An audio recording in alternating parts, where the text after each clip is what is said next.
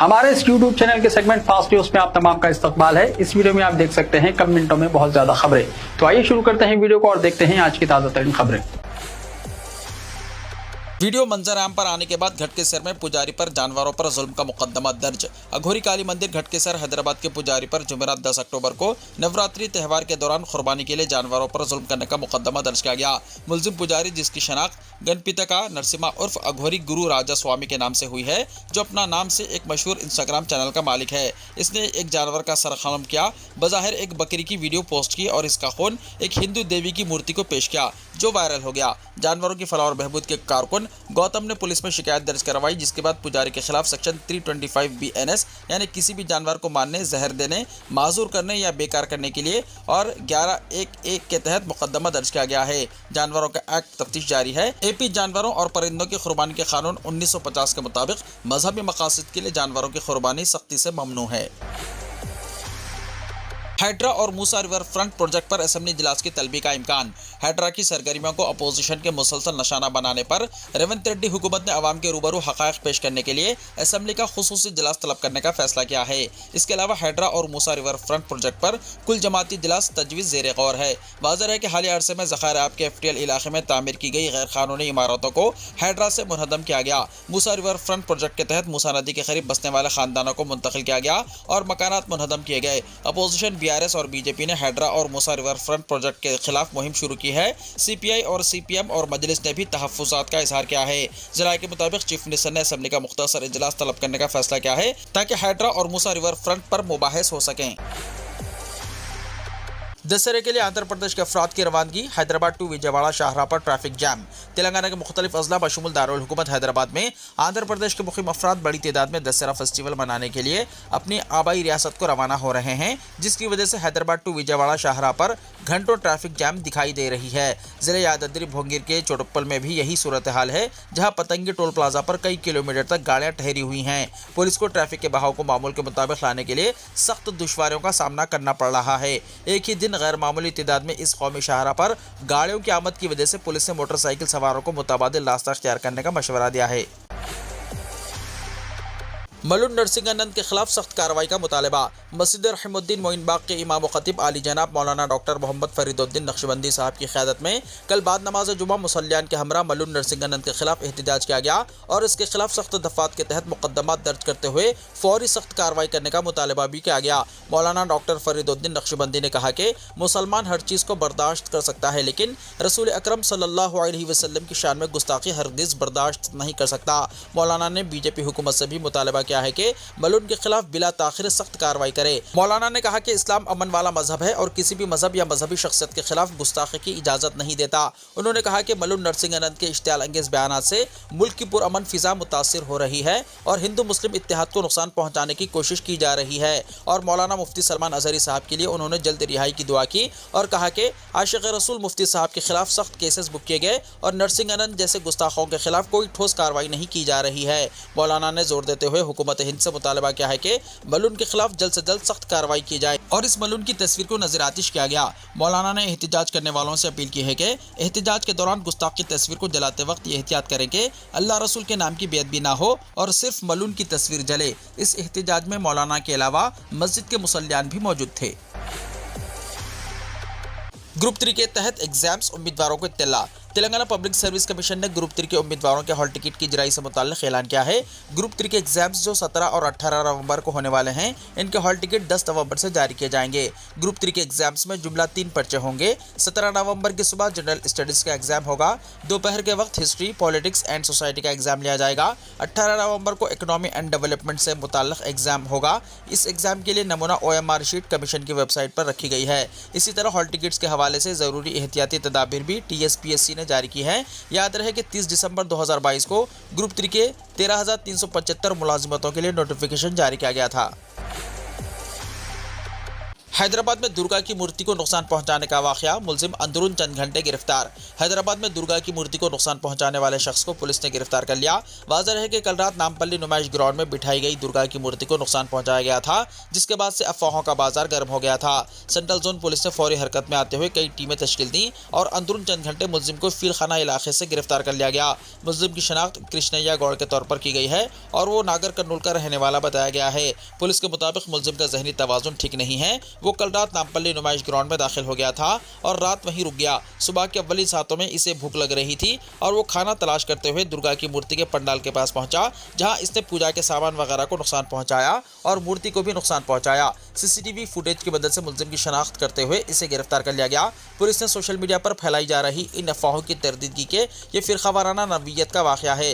Police ने इस मामले में जहां मुलजिम के खिलाफ मुकदमा दर्ज किया है, वहीं ऑर्गेनाइजर के खिलाफ केस दर्ज किया गया है, क्योंकि जिस वक्त ये वाकया पेश आया दुर्गा मूर्ति के पंडाल के पास कोई वॉलंटियर मौजूद नहीं था।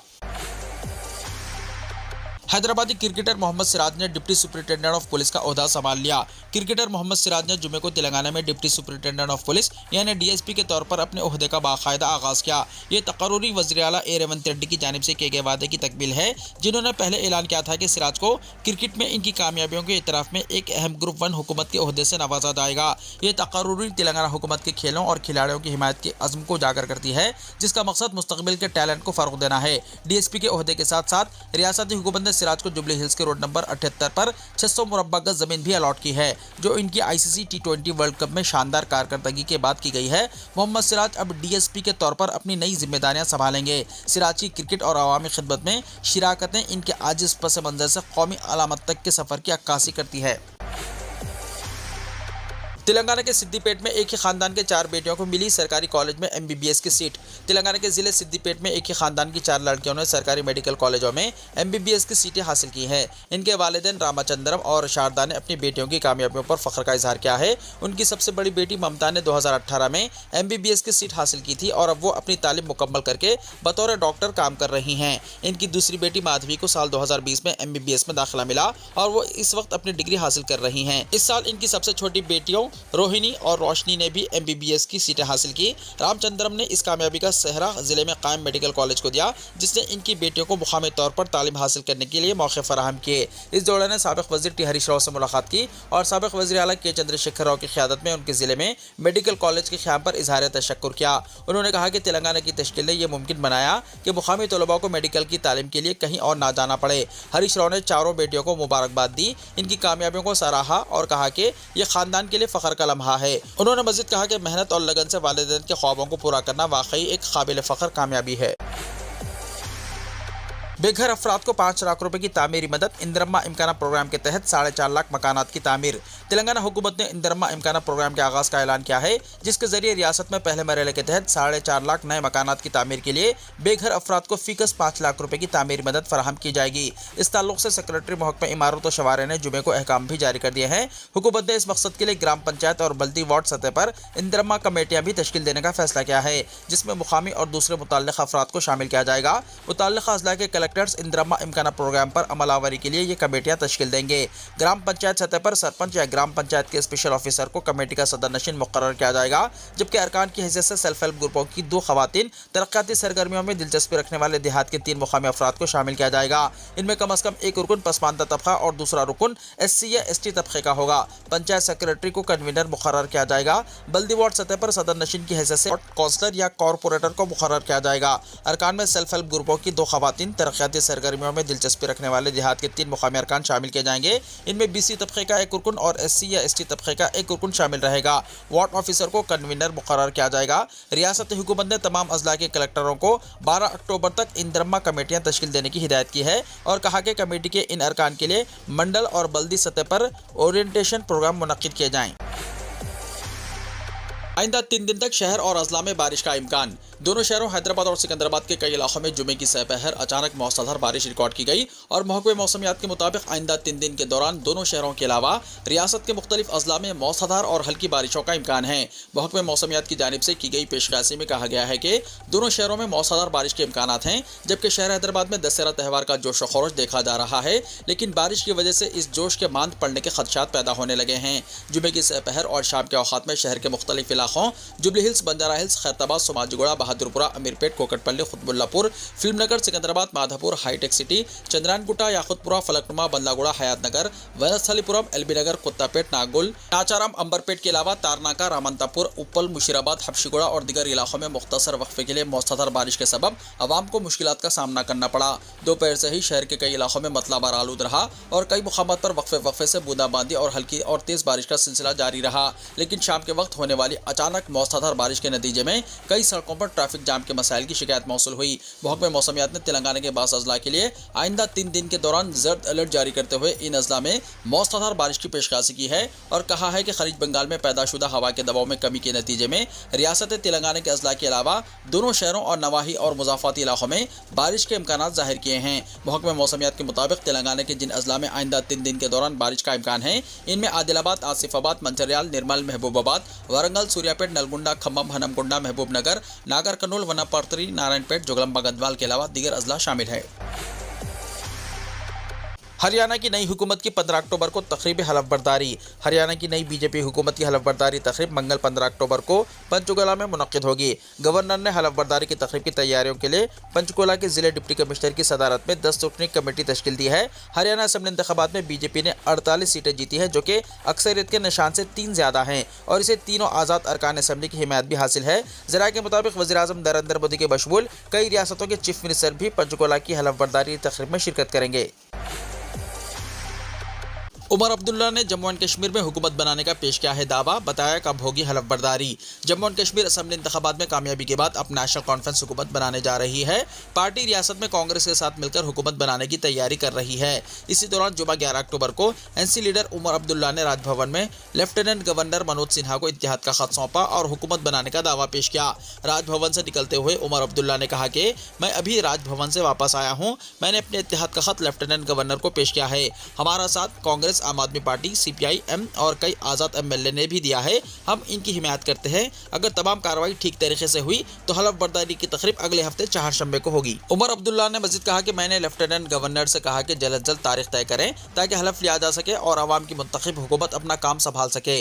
उन्होंने कहा कि अगरचे हलफ उठाने से पहले एक तवील अमल होता है, लेकिन इसमें कई दिन लग सकते हैं। दशहरे के मौके पर उड़ीसा में हजारों जानवरों की बलि दी गई। रियासत उड़ीसा में दशहरे के मौके पर हजारों जानवरों को पूजा के सिलसिले में बलि चढ़ाकर कत्ल कर दिया गया। ज़राए के मुताबिक जानवरों को बलि चढ़ाने का यह वाक़या जिले कालाहंडी में जुमे को पेश आया। यहाँ दशहरे के मौके पर हर साल दुर्गा पूजा के 8वें दिन महाअष्टमी तकरीब मनाते हुए इलाके को बरक़ी खुमखुमों से सजाया जाता है। डांस और म्यूजिक की महफिल सजाते हुए छत्र यात्रा मनाई जाती है। इस मौके पर देवी के रूबरू जानवरों की बलि चढ़ाई जाती है। इस मौके पर सदियों पुरानी रिवायत के एक हिस्से के तौर पर हजारहा बकरों, भैंसों और मुर्गों की बलि दी जाती है। ये तकरीब जुमे की सुबह 4 बजे से शुरू हुई। रिवायत के मुताबिक सुबह 4 बजे के बाद शहर के मुजाफात में वाक़े जिनाखल से विजय छत्र यानी जीत की छतरी निकाली गई। ये छत्र दोपहर 12 बजे महल के इहाते में वाक़े मंगेश्वरी मंदिर तक एक जुलूस के साथ पहुंचा। जुलूस के दौरान 2 कबूतर, एक काला और एक सफ़ेद, अमन और दोस्ती की अलामत छत्र यानी छतरी के गिर्द बैठे और उड़ते हुए नजर आते हैं। छत्र जुलूस में भवानीपटना शहर में आदिवासी और गैर कबायली की बड़ी तादाद देखी गई। त्यौहार में हिस्सा लेने वाले पड़ोसी रियासतों जैसे छत्तीसगढ़ और आंध्र प्रदेश से भी लाखों अफराद ने शिरकत की। वन नेशन वन इलेक्शन के खिलाफ केरला असेंबली में करारदाद मंजूर। केरला असेंबली ने मरकजी हुकूमत की तरफ से रामनाथ कोविंद कमेटी की एक मुल्क एक चुनाव के लिए की गई सिफारिशात पर एहतजाज दर्ज करवाया और ऐवान में इसके खिलाफ मुत्तफ़िक़ा तौर पर करारदाद भी मंजूर की गई। रियासत के चीफ मिनिस्टर पन्नाराई विजयन की तबीयत नासाज होने की वजह से रियासती मुक़न्नना उमूर के वज़ीर MB राजेश ने असेंबली के तरीक़ेकार के क़वायद 118 के तहत तहरीक पेश की और एक मुल्क एक इंतखाब को गैर जमहूरी और गैर आइनी करार दिया। वाज़ेह है कि 140 रुकन असेंबली में ना तो बीजेपी और ना ही बीजेपी की क़यादत वाली इंडिया इत्तेहाद की किसी पार्टी के पास एक भी रुकन असेंबली है, इसलिए पहले से यकीनी था कि इस करारदाद को मुत्तफ़िक़ा तौर पर मंजूर कर लिया जाएगा। करारदाद पेश करते हुए रियासती वज़ीर राजेश ने कहा कि अगर ऐसी कोशिश हकीकत बन जाती है तो इससे हिंदुस्तान का विफाकी ढांचा कमज़ोर होगा और मुल्क की मुतनव्वा पार्लिमानी जमहूरियत से समझौता होगा।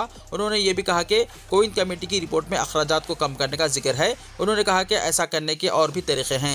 ये इक़दाम इक़्तिदार को मरकज़ी बनाने की कोशिश है जो RSS और BJP का एजेंडा है। तमिलनाडु में खौफनाक ट्रेन हादसा, पैसेंजर ट्रेन और मालगाड़ी की टक्कर के बाद लग गई आग, 2 दर्जन अफराद जख्मी। तमिलनाडु में जुमे की रात उस वक्त खौफनाक ट्रेन हादसा पेश आया जब बिहार की तरफ जा रही बागमती एक्सप्रेस की टक्कर मालगाड़ी से हो गई। इस तसादुम के बाद 6 डब्बे पटरी से उतर गए और शदीद टक्कर के सबब इसमें आग भी लग गई। हादसे में कम से कम 2 दर्जन अफराद के जख्मी होने की इत्तला मिल रही है, जिन्हें फौरी तौर पर करीबी अस्पताल में बगैर इलाज दाखिल कराया गया है।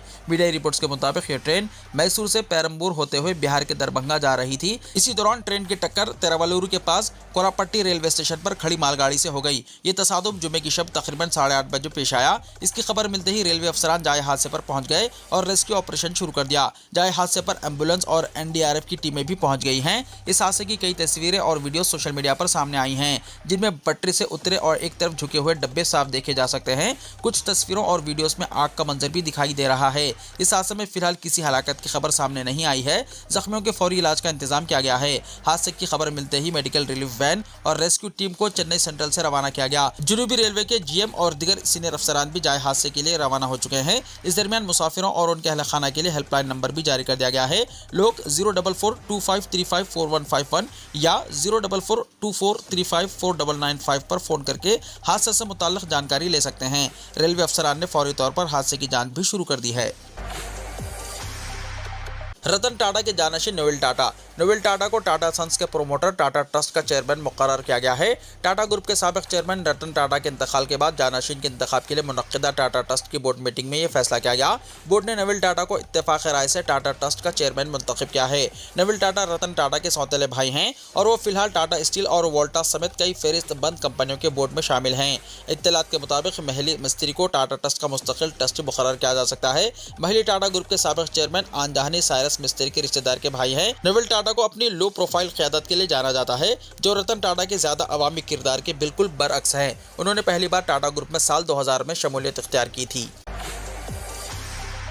गजा में हमास के हाथों मेजर समेत 3 इस्राएली फौजी मारे गए। गजा में हमास से लड़ाई के दौरान मेजर समेत 3 इस्राएली फौजी मारे गए। सहयूनी फौज ने अपने एहलकारों के मरने की तस्दीक कर दी है। अरब मीडिया के मुताबिक इस्राएली फौज ने तस्दीक की है कि इसके 3 रिजर्व फौजी गजा के पट्टी के शुमाल में हमास के साथ लड़ाई के दौरान हलाक हो गए हैं। ये तीनों फौजी 460वें ब्रिगेड के 5460वें स्पोर्ट यूनिट के थे, जिनमें 37 साल मेजर भी शामिल था। 3 इस्राएली फौजियों की हलाकत के बाद गजा में जमीनी कार्रवाई के दौरान हलाक होने वाले इस्राएली फौजियों की तादाद 353 हो गई है। 7 अक्टूबर 2023 से अब तक इस्राएली हमलों के नतीजे में गजा में कम से कम 42,065 अफराद शहीद और 57,886 जख्मी हो चुके हैं। इसराइल में 7 अक्टूबर 2023 को हमास के हमले में 1,139 अफराद हलाक हुए थे, जबकि 200 से ज़ायद इसराइलियों को यरगमाल बना लिया गया था।